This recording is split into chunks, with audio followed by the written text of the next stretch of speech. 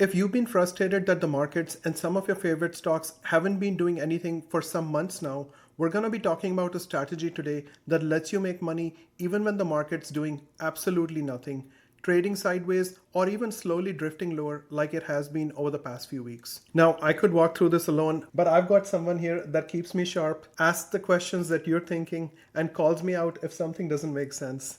Everybody say hello to my daughter and Ivana from Investing with EG. Hi everyone, I'm Ivana, and yes, I will definitely call him out. That's obviously my job, and even at home. Jokes apart, we're going to break down everything together so it makes sense. No fluff, just the real strategy with real numbers that absolutely anyone can follow. So let's start with the basic facts. The truth is, markets don't always go up. Sometimes they go down or just move sideways for an extended period of time. But what happens when a stock just sits there and does nothing? That's when most traders get stuck and start feeling frustrated. So here's the answer to that. In times where the market feels stuck or slightly bearish, we focus on a strategy called the call credit spread, also known as the bear call spread. In this option strategy, you sell a call option at a lower strike price, and at the same time, you buy another call option at a higher strike price. Same stock, same expiration, both placed together. And because you're selling the spread for a credit, money comes into your account right away.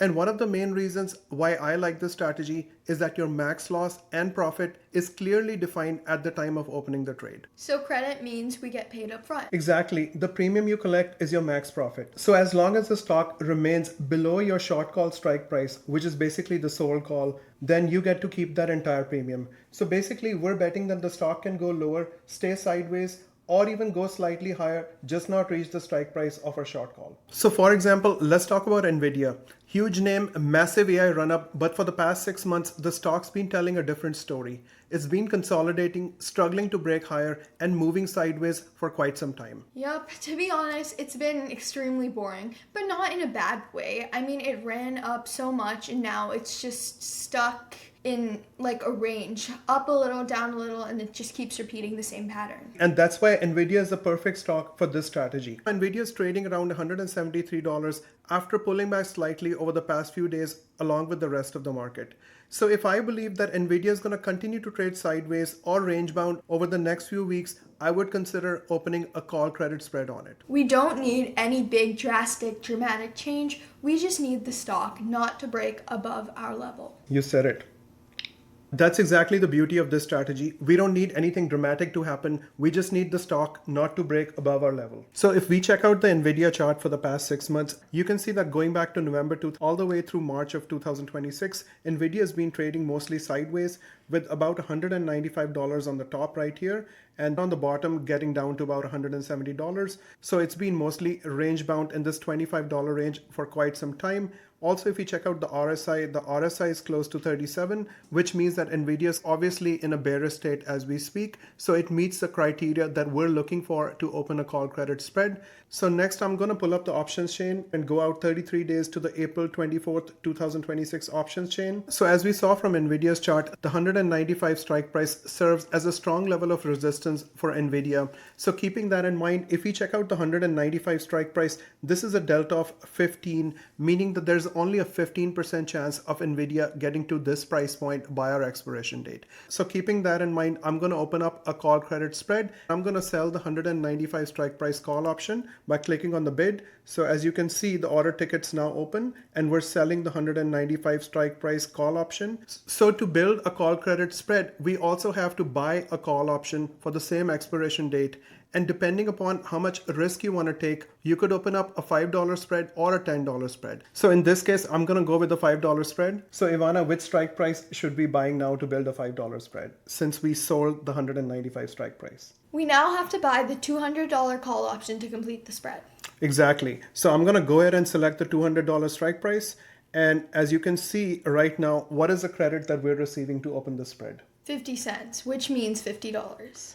And why is that? One options contract equals 100 shares, so you multiply the 50 cents by 100 to get to $50. Another thing I want to mention is that we don't always have to pick the 15 delta. It's just that the higher delta you pick, the more risk you're putting in, but also the more money you receive. If we went with the 0.10 delta, we would have less risk, but we would also make less money. Versus if we would go to the 0.20 delta, we would make more money, but have a significantly more risk.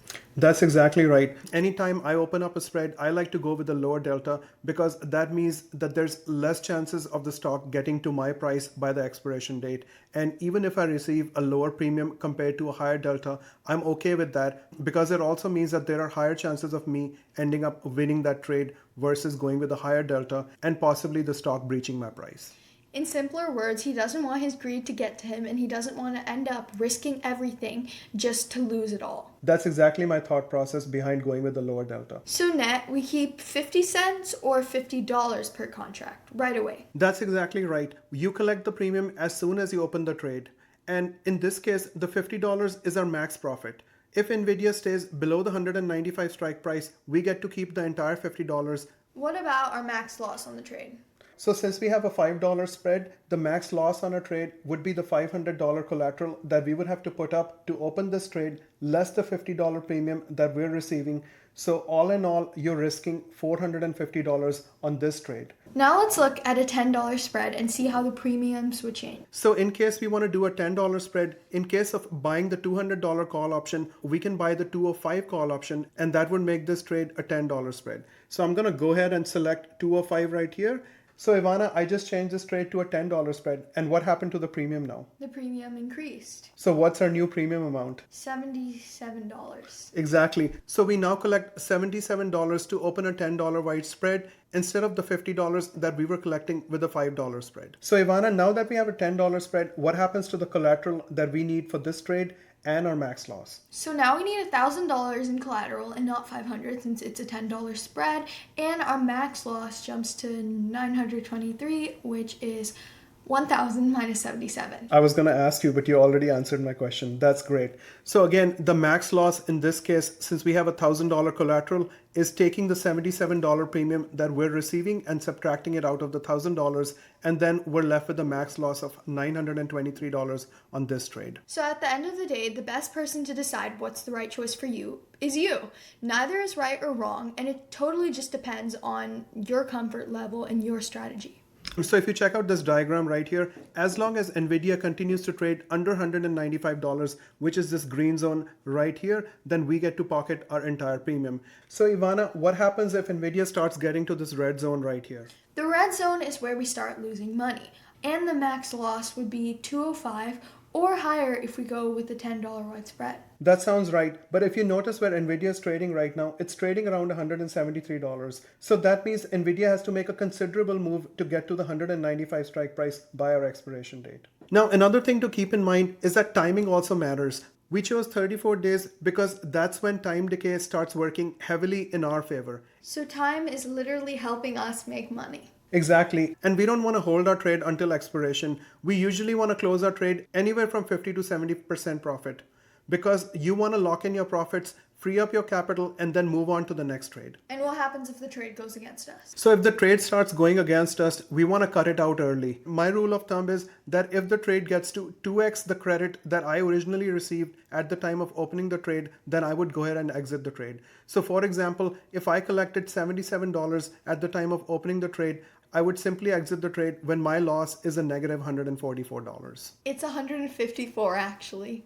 So I think he needs to get his math skills up because he can't do simple addition, but anyway, a call credit spread lets you profit when the stock is bearish or sideways. You collect premium up front and define your risk immediately. It's simple, repeatable, and powerful when used correctly. We showed 2 real trades today, both based on the same idea but different risk levels, different rewards, but the same core strategy. That's right. You just need discipline in your execution and need to know if it's the correct time to deploy the option strategy that you're interested in. That's it for today's video. If this helped you, hit that button and subscribe to our channels and comment down below with your thoughts or any questions. We'll see you in the next one. Thanks for listening.